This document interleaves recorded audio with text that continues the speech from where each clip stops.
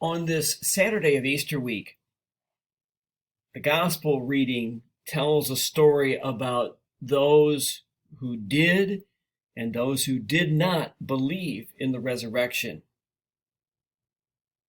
Mary Magdalene encountered the risen Christ, and she believed.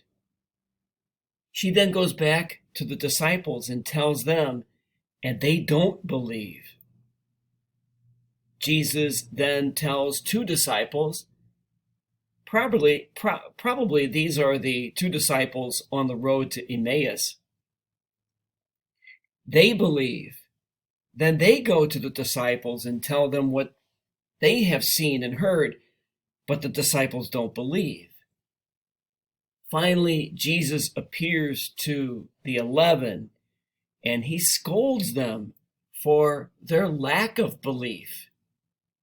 He probably told them that they should have listened to those to whom he appeared, to the two disciples and to Mary Magdalene, that they should have believed them, that they did not need to have a personal appearance of Jesus in order to believe.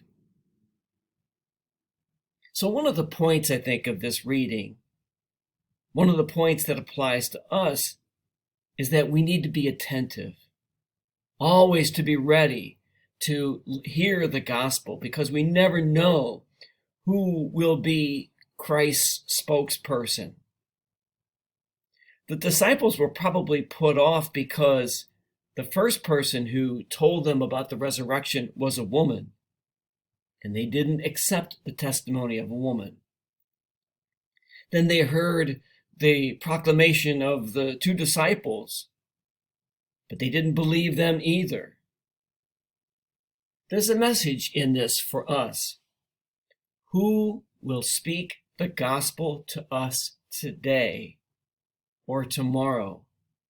It very likely will be someone who is a stranger or someone whom we would least expect to tell us the good news about the gospel. Our message today: always be ready, always be attentive to whomever might tell us the good news of Jesus today.